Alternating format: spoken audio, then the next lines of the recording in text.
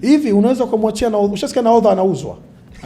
Tangu dunia kuumbwa. Yaani beki bora kwenye ligi yetu misimu 7-6 unamuuza unamleta Mligo. Alafu ukapambane na huyo mtu ambaye bingwa mara 4. Sasa Justin, kwa uchambuzi leo ufanye. Yes. Nikikwambia uchukue risiti. Kikosi hiki cha Simba cha saizi chini ya Steve Becker. Wana mechi takriban 6. Si ndio wamekuwa na matokeo mazuri. Kinatosha kucheza na Yanga? Bado.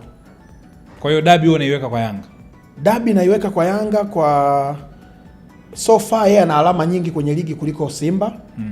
Head to head 6 games mfululizo zilizopita akapata matokeo Yanga.